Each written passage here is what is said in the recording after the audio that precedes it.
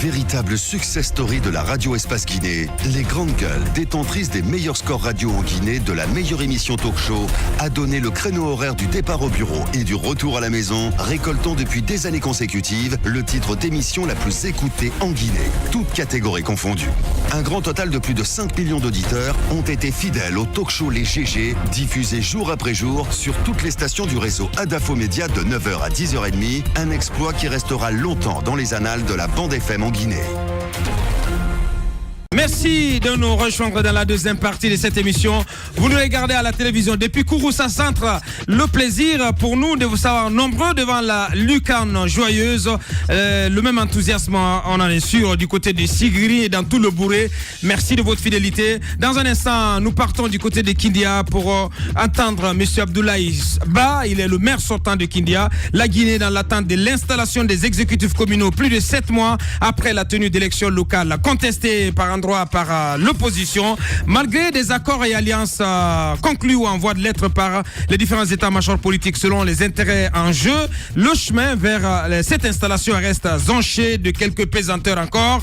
Il en est des oppositions exprimées par quelques bases politiques au sujet de ces arrangements concernant le contrôle de certaines municipalités. C'est le cas de Kindia, de la commune urbaine de Kindia. Qui mieux pour donc réagir à ces oppositions que le maire sortant, le principal concerné, donc visé par ces oppositions, M. Abdoulaye Ba, que vous allez entendre d'une minute à l'autre dans cette émission. Si tout va bien, si le temps le permet, on ira aussi du côté de l'Assemblée nationale pour écouter M.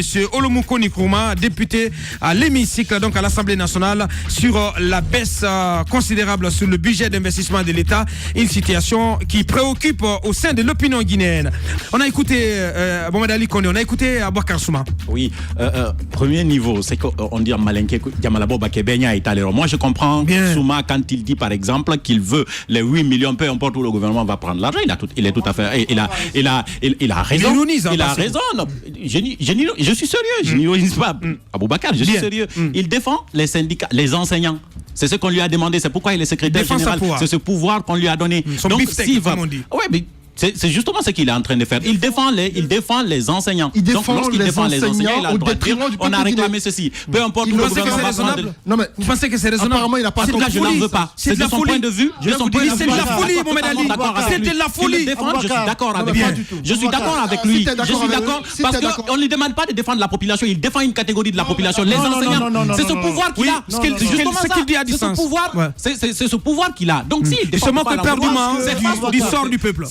C'est au peuple. Non, c'est pas lui qui se moque du sort du peuple, c'est le gouvernement qui se moque du sort du peuple. Et c'est le peuple, et c'est au peuple de se faire respecter au niveau du Premier ministre. Merci. Et c'est que je vais Merci, on va être court, parce qu'on a déjà notre invité du côté de Kindia qui passe. Oui, pour terminer, oui. C'est que remarquez qu'aujourd'hui il y a un problème. D'abord, il y a une rupture de confiance entre le peuple et les opposants. Ils n'ont plus de crédit. Une première partie du syndicat est tombée. Aujourd'hui, il n'y a pas de contre-pouvoir.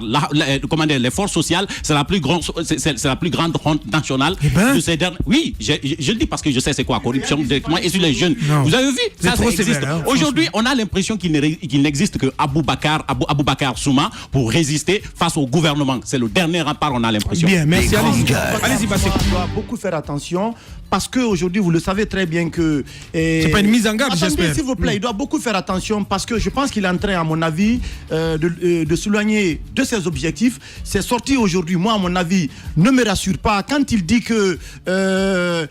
quand il comprend la position du gouvernement pour dire que l'augmentation sur les 2 millions, l'augmentation du prix du litre de carburant à 10 000 francs, il comprend la position du gouvernement parce que tout simplement, il est dans les négociations avec les émissaires du gouvernement pour obtenir ce qu'on appelle... un salaire de base de 8 millions. Les salaires de base sur les 8 millions, je pense que c'est assez grave. Au-delà de ça, vous le savez très bien aujourd'hui qu'il y a un bras de fer qui l'oppose à la version du SLEG de Kadia Touba. Et également, il est en train aujourd'hui... Attendez, s'il vous plaît. D'accord. Et aujourd'hui, il a aussi des problèmes avec l'UST. Je pense qu'il doit faire attention parce que s'il ne fait pas attention, je pense qu'il va s'isoler progressivement parce qu'il n'aura pas de soutien de taille pour pouvoir l'accompagner dans les négociations. Merci, parce que allez-y, Madame Yoro, très rapidement. Moi, je ne serais pas d'accord avec vous. Il est dans son rôle en défendant le cas des enseignants. Et vous pensez qu'en défendant les enseignants, il défend une partie des Guinéens? Les enseignants touchent tout le peuple de Guinée parce que les enseignants enseignent tous les enfants de Guinée. C'est ce que je voudrais que les gens sachent. Ils ne défendent pas une catégorie de la population, mais ils défendent toute la population. En défendant les enseignants, vous défendez tout le peuple de Guinée parce que tous les enfants de Guinée vont à l'école et ils sont suivis par des enseignants. Mais il ne peut pas ignorer toutes les réalités. Les 40% d'augmentation sur la même année, vous demandez 8 millions. Écoutez, c'est cette baisse des recettes. C'est des négociations qui s'ouvrent. On ne peut pas faire fi. On ne peut pas faire fi de toutes les... Est-ce que vous pensez il a dit que les 8 millions, les 8 millions sont négociables. C'est au Premier ministre de ne pas dire qu'on ne donnera aucun franc plus ce qu'ils ont. C'est pas normal. Non mais écoutez, il n'a pas dit qu'on ne donnera aucun franc. Il a dit que c'est impossible de donner les 8 millions. Mais justement, est-ce que vous pensez que c'est normal? Est-ce que vous pensez que c'est normal alors que les négociations sont en cours?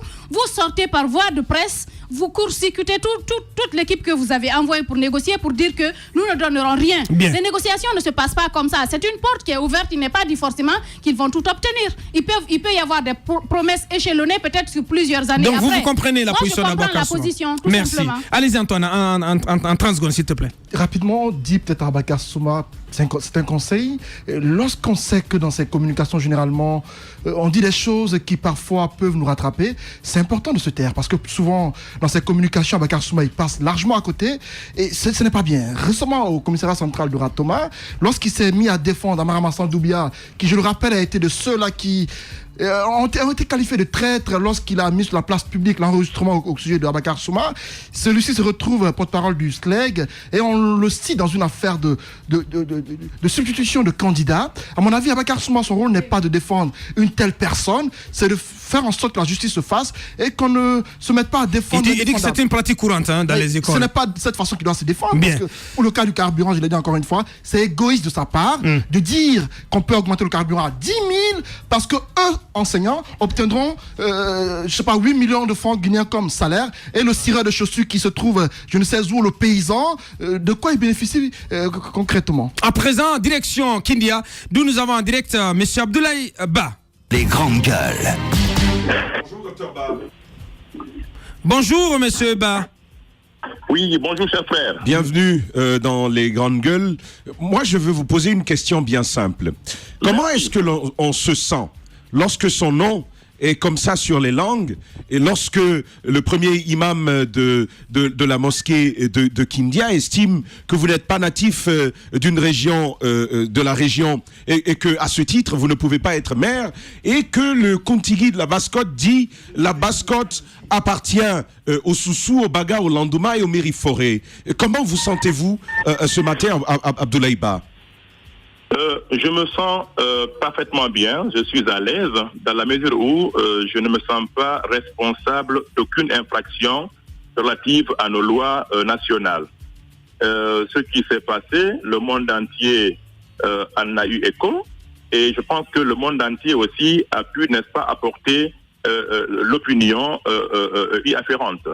La seule chose qui me gêne, c'est que nous, élites jeunes montantes, nous devrions plutôt faire objet de conseils allant dans le sens de nous unir, la Basse-Guinée, la Haute-Guinée, le Fouta et la Forêt, pour que nous puissions être à la hauteur et pour compétir vis-à-vis de nos frères de la Côte d'Ivoire, du Ghana, du Maroc, de la Sierra Leone, parce que nous sommes dans un monde extrêmement compétitif et sont les enfants d'une nation qui peuvent rendre hommage et honneur à la nation. C'est la seule chose qui me gêne. Autrement, je suis parfaitement à l'aise et je suis de plus en plus réagardi, de plus en plus déterminé à faire de la politique dans le cadre de mon parti pour la Guinée et pour Kindia. Nous sommes rassurés à vous entendre parce que l'imam, dans sa déclaration, ne dit pas qu'on ne veut pas d'une autre communauté, mais on estime qu'Abakar Abdoulaye Ba dérange. On estime qu'on veut d'autres candidats issus de l'UFDG, mais pas vous. Qu'est-ce qu'on vous reproche concrètement? Qu'est-ce que vous avez fait à Kindia qui ne plaît pas à la notabilité, qu'on appelle à l'imam? On vous accuse notamment d'avoir tenu des propos peu rassembleurs. Qu'en dites-vous? Voilà. Nous sommes en politique, moi j'avais l'espoir. Je pensais que l'UFDG, mon parti, avait affaire à d'autres partis à Kindia pour la conquête de la mairie, dans le cadre d'un régime démocratique qui met l'accent sur le vote populaire en vue de choisir l'élite gouvernante dans chaque localité en Guinée. J'ignorais que nous avions affaire à une association ayant un objet social ou culturel, quelle qu'elle soit, à Kindia. Nous avons fait la campagne sur base d'un projet de société portant sur 60 pages. Nous avons expliqué ce que nous voulons pour notre ville et nous avons été plébiscités, nous avons gagné et cela a été confirmé, acté par un accord politique que j'appelle accord pour la paix et nous avons été surpris de voir notre cher imam, notre papa, l'imam Camara, prendre position face à une situation foncièrement, naturellement politique. C'est ce qui nous a surpris dans Kindia. Cela étant dit, Abdoulaye Ba est un enseignant. Moi, j'enseigne et je ne suis pas habilité à dire des choses qui puissent, n'est-ce pas, offenser qui que ce soit. Je suis absolument doté de vocabulaire dû à mon éducation, à ma formation académique pour pouvoir exprimer mes pensées en verbe et je n'ai insulté personne, je n'ai accusé personne et je ne comprends pas qu'on puisse s'en prendre à moi alors que la campagne est finie, alors que le maire est élu, alors que même le RPG a accepté, a reconnu que c'est l'UFDG qui a gagné et que l'accord politique qui a gagné. Cela étant dit, la Guinée est un État. Il faut rappeler, la Guinée est un État. C'est l'article 1 de la Constitution qui dit que la Guinée est un État unitaire, social, démocratique et laïque. Donc, cet article est fondamental pour dire que c'est l'institution scientifique, sociale, qui s'appelle l'État, qui doit gérer les contradictions entre les citoyens de l'État guinéen. Alors, si ils estiment, après élection, après choix du maire, des choses qu'ils auraient dû faire avant ou pendant la campagne, que moi je suis responsable, mais s'il vous plaît, attendez. Monsieur Ba. Je finis. D'accord, rapidement.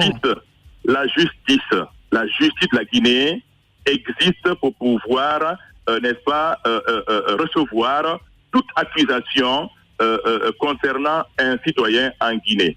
Maintenant, enfin. Comment est-ce que vous, monsieur Ba, on n'a pas assez de temps, comment est-ce que vous comprenez l'ampleur que les choses ont prise finalement? On vous a suivi, vous avez porté plainte contre l'imam, mais apparemment, à travers un coup de fil, Cellou Dalein Diallo aurait stoppé net la procédure.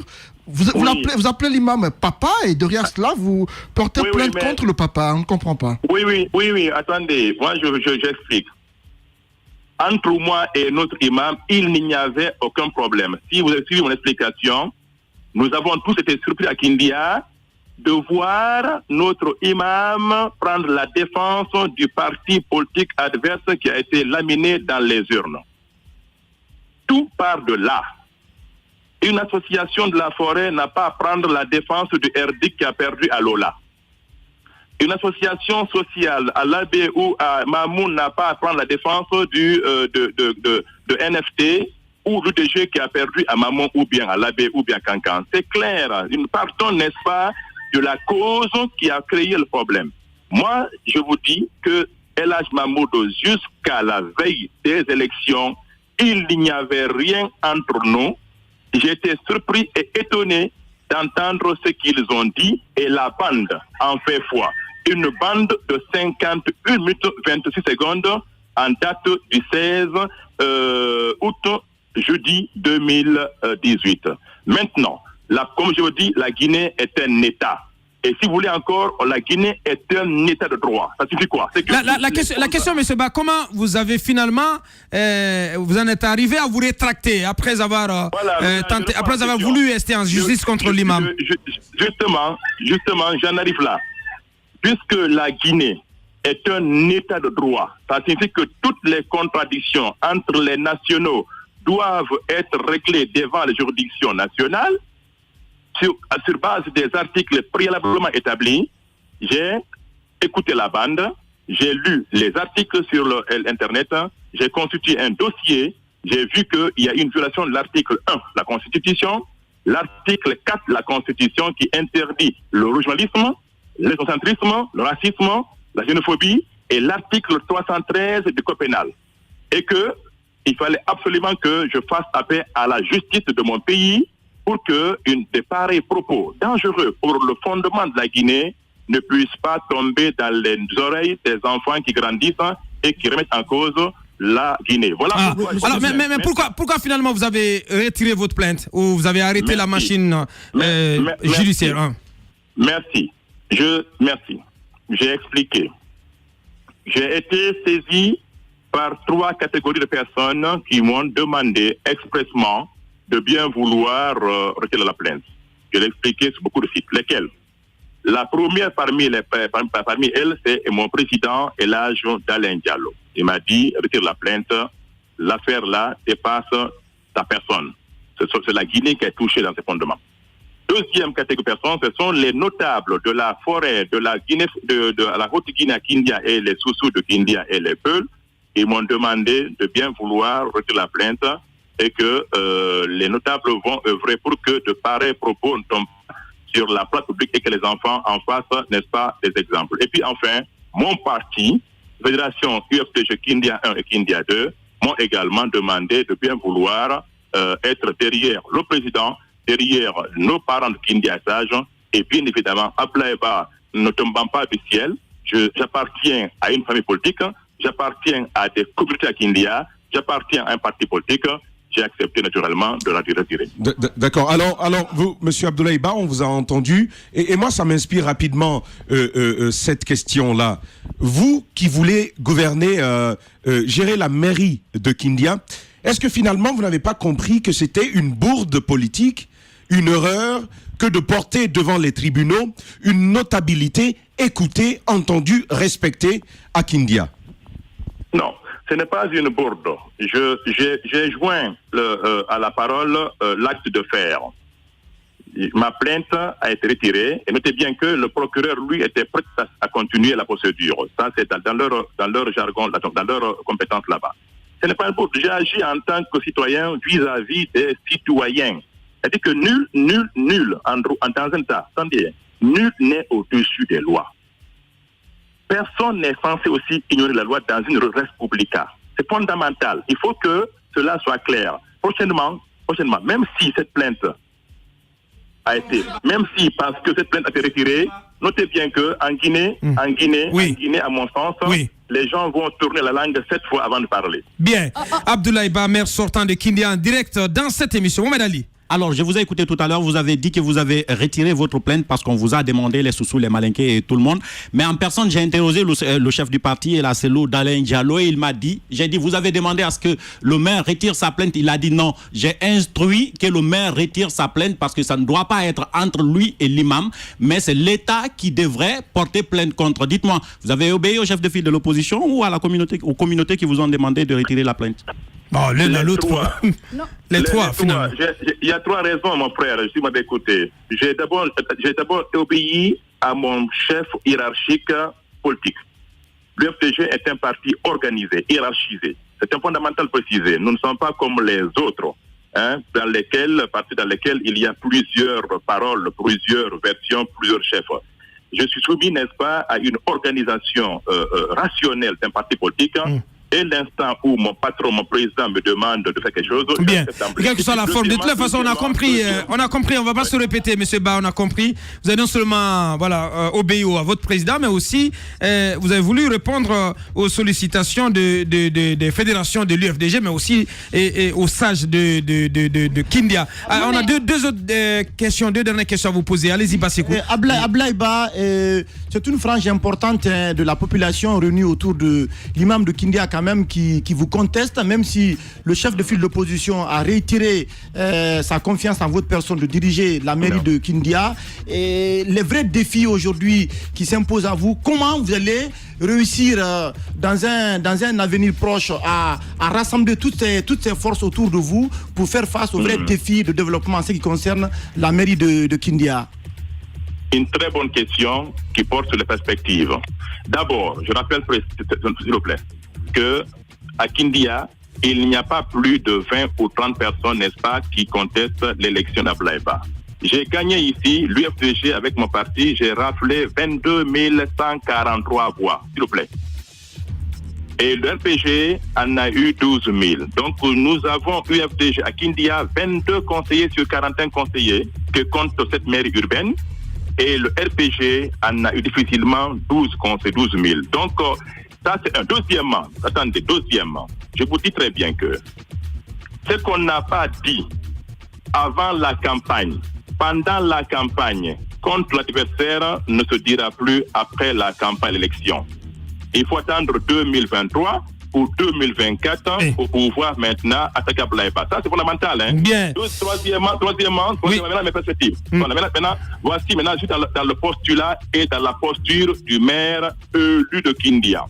Je suis le maire du RPG, de l'UFR, du PUP, de la NGR et enfin de l'UFDG. Bien. Et puis le maire qui a le plus grand nombre de voix issues des urnes le 15 février. On a compris, hein, vous allez vous poser un maire rassembleur, donc qui va recoudre donc le tissu social du côté des Kindia. Mais cette dernière question pour vous, Madame Yoro, en 1 minute, s'il vous plaît, Monsieur Ba. C'est juste, c'est bien les perspectives que vous avez, mais ce défi justement de rassembler tout le monde, tout le peuple de Kindia, parce qu'on a récemment vu le Kuntigi de la Basse-Côte en la personne de Elhadji Serouna qui disait que s'il fallait vous maintenir à la tête de la commune de Kindia, il faudrait mettre d'autres personnes à la tête d'autres communes. Il faut faire la même chose. Il faut faire la même chose, par exemple à Kankan, à Labé, ainsi de suite. Et notamment le député uninominal de Kindia qui dit également que vous êtes arrivé à la personne de M. Dembo Fadiga qui dit que vous êtes arrivé à la tête de la délégation spéciale par des tractations ethniques parce que la personne de M. Bangoura devrait être à votre place. Que répondez-vous à tout cela? Voilà, je suis mal à l'aise, sincèrement, moi, jeune intellectuel, de surfer sur la fibre ethnique, sincèrement. Je vous assure, la Guinée n'a pas besoin de postulats sur l'ethnicité. Mettons l'accent sur la capacité des Guinéens déterminés à changer la vie des gens. Et ce que les gens là font après élection, inconsciemment, naïvement, ils font la campagne après la campagne. Et ça ne m'intéresse pas. Je ne réponds pas à Kuntigi, je ne réponds pas au député. Bien. Le député n'est pas mon adversaire. Maintenant, moi, je vais rassembler les Guinéens pour travailler. Il n'y a pas de marché à Kindia. Il n'y a pas de voirie urbaine. Il n'y a pas... La ville est très sale encore. Il n'y a pas un système d'assainissement conséquent, cohérent et universel. Il n'y a pas de gare routière. Bien, on a compris. Ce qu'on va faire, M. Ba, c'est de vous inviter ici carrément lorsque, on l'espère, hein, vous allez être installé dans vos fonctions de maire élu, de maire de Kindia. Et on espère que ça interviendra très, très prochainement. Merci d'avoir en tout cas accepté notre invitation, d'avoir répondu à nos questions depuis la capitale, la ville des agrumes. Merci à vous tous qui nous avez regardés depuis donc Kindia, depuis la capitale de la Basse-Côte. Merci de votre fidélité. Merci à vous qui nous avez suivis également à l'international, à Abidjan, à Brazzaville, à Dakar. Merci de l'attention. On remet tout ça lundi avec le Turbo. Mais avant de finir, cette réaction quand même, je ne peux pas passer du tout à côté.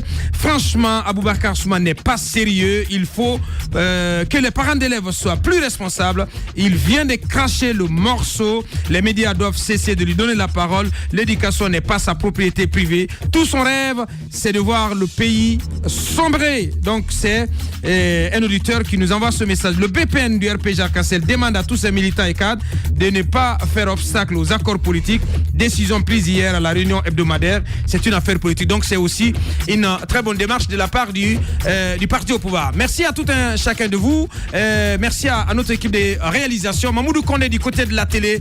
Amadou So du côté de la radio. Ibrahima Sori Kamara et Awal ont piloté les caméras. Merci de l'attention. Au revoir. Portez-vous bien.